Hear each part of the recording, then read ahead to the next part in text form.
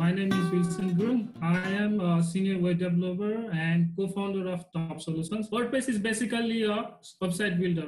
So website builder means the thing that you use to build a website, and it is a content management system. There are lots of other content management system in the market available. The WordPress is number one content management system that is available in the market. It is an open source software. Open source software, you can download it for free, that anyone can use it and modify, make any kind of website that one can imagine. It can be as simple as a blog website to a complex system that is an e-commerce software. So in 2005 मा चाहिँ त्यही blogging प्लेटफर्मलाई नै WordPress-लाई नै they developed it as a full-fledged website builder. भनेको मतलब चाहिँ त्यहाँबाट वेबसाइटबाट चाहिँ you can make any website. वेबसाइटहरु मध्येको 38% वेबसाइट चाहिँ WordPress मा बनेको हुन्छ. So WordPress.com भनेको चाहिँ के हो भन्दाखेरि that's an open source software that we have been hearing all the time. हैन तपाईहरुले सुनेको त WordPress भनेको नि that is WordPress.org. That's not WordPress.com is completely different than WordPress.org. .org is an open source software that is used to build a website, and it is of course 100% free for anyone to use. So you need to buy a domain name and web hosting to host your website. Right? Websites like WordPress you can use. You have to buy a domain name. WordPress.org is a self-hosted. WordPress host for WordPress.org. You own your website on all your data. WordPress.org मा चाहिँ सबै तपाईको त्यो WordPress तपाईको वेबसाइटमा भएको कुरा सबै डेटाहरु सबै तपाईको आफ्नो हो. No one can claim that that's my property भनेर है. In WordPress.org you can get prepaid and also the custom plugins. You can make money from your WordPress site by running your own ads without sharing revenue with anyone. तपाईले चाहिँ अब you can self host your website and run your ads on your website, and on from that you don't have to share the revenue. You have to understand for WordPress.org is you are responsible for updates and backups. Right? तपाईको वेबसाइट्सहरुको update अथवा ब्याकअप्स चाहिँ you have to be responsible yourself. So WordPress.com भनेको चाहिँ it is an hosting service. Hosting service means that तपाईले चाहिँ अब कुनै एउटा ठाउँ हुन्छ हैन that uploads your तपाईले आफ्नो फाइल्सहरु त्यहाँ अपलोड गर्नुहुन्छ नि, that's called a hosting service. So WordPress.org मा आफैले होस्ट गर्नुपर्छ भने चाहिँ WordPress.com मा चाहिँ it will provide some hosting service. So it is free up to 3 GB of space. तपाईले 3 GB सम्म चाहिँ freely use गर्न पाउनुहुन्छ भने for 3 GB of space it's completely free. WordPress.com you don't have to worry about the updates and backups. So WordPress.org मा चाहिँ के हुन्छ भन्दाखेरि you have to responsible for updates and backups. तपाईले चाहिँ आफ्नो वेबसाइटको अपडेट्स र ब्याकअप्स आफैले responsible हुनुपर्छ भने in WordPress.com मा चाहिँ you don't have to worry about the updates and backups. WordPress.org मा तपाईले यदि आफ्नो वेबसाइट होस्ट गर्नुभएको छ भने the WordPress.com ले चाहिँ के गर्छ भन्दाखेरि the WordPress.com will place some ads. तपाईको वेबसाइटमा WordPress.com ले ad place गरिदिन्छ के, and they will earn if any users view that ads they will earn money from your website. है भन्नको मतलब चाहिँ तपाईले फ्रीमा WordPress.com युज गरेर वेबसाइट होस्ट गर्नुभयो, तर what they will do is they will place an ad in your website, and if any users use the website they will earn from your website. Example, you own a company called ABC. तपाईले ABC एउटा company own गर्नुहुन्छ and you want to host freely on WordPress.com. The free space हरु सबै कुरा फ्रीमा पाउनुहुन्छ, but what it will cost is it comes with the WordPress branded name. For example, ABC छ भने चाहिँ तपाईको abc.wordpress.com हुनेछ है.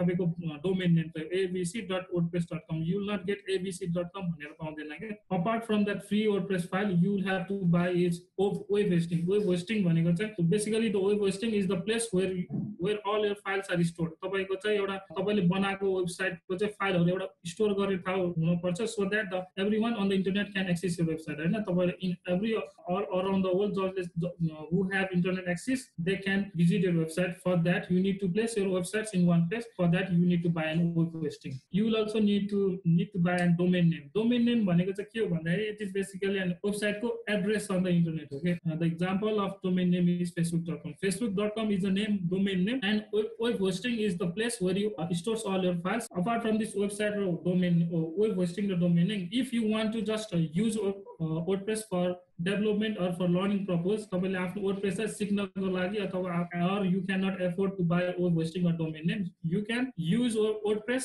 in your laptop as well. On आफ्नो ल्यापटपमा युज पनि गर्न सक्छ. That will not be accessed all over the internet. हैन तपाईले आफ्नो कम्प्युटरमा त एक्सेस गर्न पाउनुहुन्छ. That will be accessed on all over the internet. If you want to learn WordPress and cannot afford web hosting and domain name, so you can use WordPress in your own laptop as well. For that, you need a software called XAMPP, XAMPP, XAMPP. That's called XAMPP. XAMPP भनेको चाहिँ that's XAMPP is for Windows, है. Windows को लागि XAMPP भन्ने एउटा software चाहिन्छ. And there is another software called MAMP, MAMPP, that's for macOS. XAMPP भन्ने चाहिँ Windows को लागि हो. यो सफ्टवेयर पनि freely search on Google that download XAMPP, so you will get a link and you can download from there. You have to download our WordPress core files. WordPress ले बनाएको एउटा core file हुन्छ. You have to download that. To download that core file, you have to go on wordpress.org मा जानुपर्छ. wordpress.org भनेको चाहिँ हामीले अघि भने जस्तो सेल्फ होस्टेड आफूले होस्टेड गर्ने साइट भयो के wordpress.com मा हैन कि wordpress.com भनेको चाहिँ होस्टिङ सर्भिस भइहाल्यो त्यो wordpressले नै हेर्ने कुरा भयो. But if you want to self-hosted, we have to go wordpress.org. Things are basically designed to make a large-scale changes to your websites. If you want to change design or the design of the website or layouts and the color, navigation and everything, that is involved in the overall look. तपाईको look हुन्छ नि website कस्तो देखिन्छ नि कस्तो देखिने त. For example, you want a different color in your website, then you have to change the theme. Plugins भनेको चाहिँ plugins are meant to add a new features and functionality. अब तपाईको वेबसाइटमा चाहिँ एउटा नयाँ कुनै के फंक्शनालिटी एड गर्नु पर्यो. That is not available in your themes. For that you have to add a new plugins, right? Different एउटा plugins एड गर्नु पर्छ. Facebook पनि WordPress मा बनाएको, not the Facebook that we use daily use. हामीले चलाउने Facebook हैन कि the corporate website of the Facebook, the New York Times, that is also built on a WordPress. यो पनि corporate website नै हो, not the website that displays the news हरु देखाउँछ नि त्यो कुरा त्यो वेबसाइट हैन कि nytimes.com हैन कि that's nytco.com भनेको चाहिँ यो पनि न्युयोर्क टाइम्सको कर्पोरेट वेबसाइट हो. माइक्रोसफ्टले आफ्नो ब्लगहरुको राख्नको लागि चाहिँ they use WordPress. सोनी म्युजिकले पनि they use WordPress, है. कति धेरै नै छ WordPress युज गर्ने. सो अब why किन त WordPress युज गर्नु पर्ने? You can freely download the WordPress file and you can modify it according to your desire or requirement. And तपाईले चाहिँ wordpress.org मा freely download गर्न पाउँछ अनि त्यहाँ भित्र कोड is easily accessible. त्यहाँ भित्रको पुरै जे पनि गर्न मिल्छ and you can modify सबैले जे बनाउन मन लाग्यो out of that core file you can develop anything and it is easy to learn and use also, है. तपाईले चाहिँ अब you don't have to know any prior knowledge of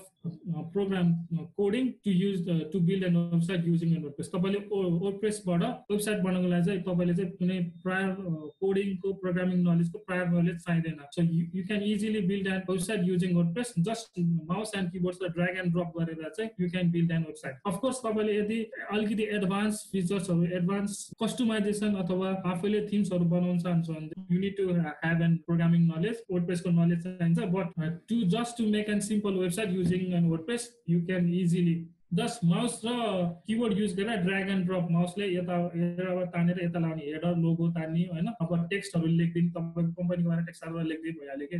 that's so easy and super flexible भनेको पनि त्यही नै हो, है. अनि मल्टिल्याङ्ग्वेज भनेको it supports almost 65 language different language, है. तपाईको चाहिँ यो वेबसाइटमा चाहिँ you have difficulty on reading English. तपाईले इंग्लिश बुझ्नु हुँदैन भने you can install the WordPress in Nepali language. नेपालीमा पनि अवेलेबल छ वर्डप्रेस. तपाईको सबै ड्याशबोर्डहरु तपाईको सेटिंग्सहरु सबै नेपालीमा देखिन्छ के. And it's safe and secure. WordPress build गर्ने बेला चाहिँ the safety side is always keeps in mind. The internet is so uncertain, हैन. जे पनि देयर आर लट्स अफ इन्ट्रुडर्सहरु हुन सक्छ, हैन.